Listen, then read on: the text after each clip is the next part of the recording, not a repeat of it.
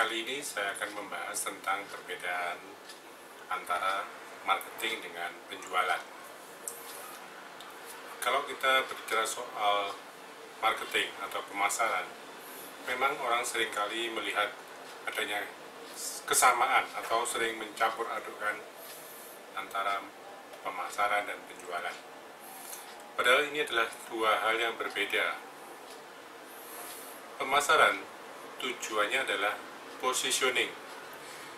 Positioning adalah bagaimana menempatkan produk atau jasa yang hendak kita tawarkan kepada customer kita ke dalam benak customer kita. Jadi misalnya saja saya ingin membeli produk mobil, maka dalam benak saya akan muncul beberapa merek mobil.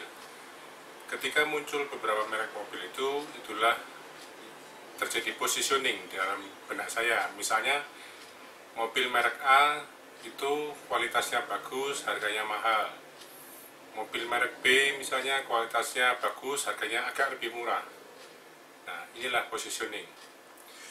Kita akan memilih produk sesuai dengan diri kita, dan memang akan terjadi semacam pertempuran, semacam pemilihan antara produk-produk yang ada dalam benak kita. Disitulah pemasaran bermain. Berbeda dengan penjualan.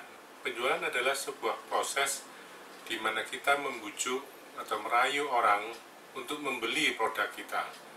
Jadi bisa saja misalnya, saya ketika hendak memilih sebuah mobil, dalam benak saya sudah ada beberapa tipe mobil yang ada dalam pikiran saya, dan saya kemudian ingin memutuskan beli mobil jenis ini, merek ini.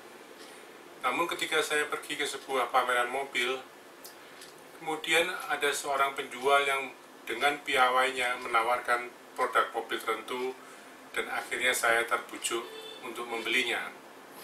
Tentu ada banyak alasan kenapa akhirnya saya membeli produk itu. Namun disinilah beda antara pemasaran dan penjualan. Pemasaran itu tujuannya adalah positioning. Sebelum memutuskan positioning ini, seorang pemasaran misalnya, itu harus menentukan siapa segmen yang hendak dituju. Karena sebuah produk pada dasarnya tidak bisa untuk semua kalangan. Kita harus menentukan segmen pasar kita. Segmentasi bisa dilakukan dengan berbagai cara, misalnya secara demografi, secara geografi, secara psikografi, maupun dengan gaya hidup atau perilaku misalnya. Jadi misalnya katakanlah kita bisa membedakan antara orang Asia dengan orang Eropa, itu karakternya berbeda. Orang usia remaja dengan orang usia tua itu juga karakternya berbeda. Produk ini tergantung segmennya. Jadi produk A misalnya cocok buat orang tua, belum tentu cocok buat anak muda. Kalau kita salah mentarget pasar, produk kita akan gagal di pasar. Inilah pentingnya segmentasi.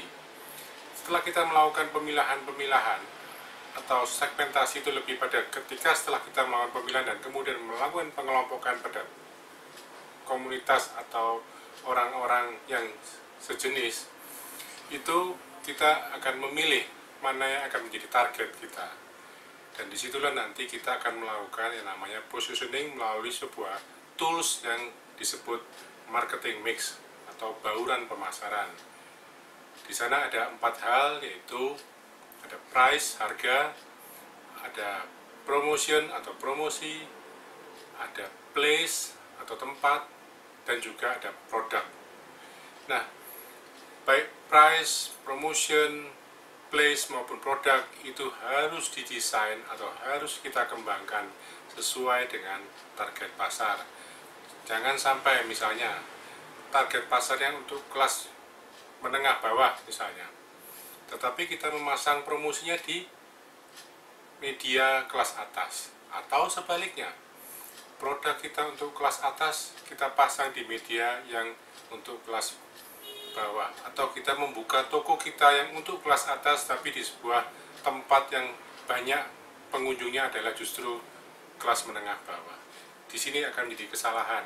Mungkin kita tertipu atau terbuai dengan rayuan pemilik mall atau apa yang kebetulan sepi, sehingga inilah ongkos sewanya sangat murah atau bahkan digratiskan. Kita mungkin tertarik, tapi akibatnya kita buang-buang waktu, bahkan kita buang uang, karena saat kita melakukan operasi bisnis pasti mengeluarkan biaya. Nah, hasilnya sementara tidak ada. Nah, disinilah pentingnya pemasaran. Kita harus bisa menentukan harga yang tepat, karena harga yang tepat itu juga tergantung siapa segmen pasar yang ditarget.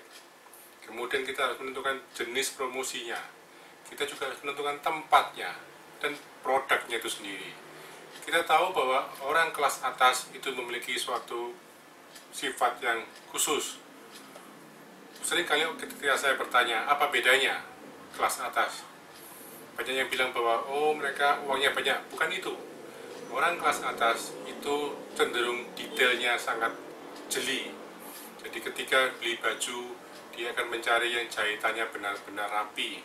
Dia akan mencari yang tempat atau garis-garisnya yang sesuai.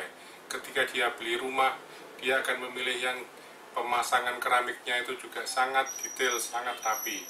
Jadi kejelian matanya itu sangat detail. Nah, kalau kita tidak terbiasa dengan seperti itu dan kita mau melayani segmen kelas atas, mungkin akan menjadi kesulitan buat kita. Jadi kita harus pandai-pandai dan secara tepat menentukan siapa segmen pasar yang dituju, kemudian kita melakukan marketing mix, menentukan harga yang tepat sesuai dengan segmen pasar kita, mencari bentuk promosi yang sesuai, mencari lokasi tempat usaha yang tepat juga untuk segmen pasar yang dituju, serta produk yang sesuai. Disinilah kita akan membuat sebuah program pemasaran yang lebih efektif dan efisien. Demikian dari saya, Nur Agustinus. Semoga kita bisa memahami apa perbedaan pemasaran dengan penjualan dan apa yang harus dilakukan secara umum di bidang marketing.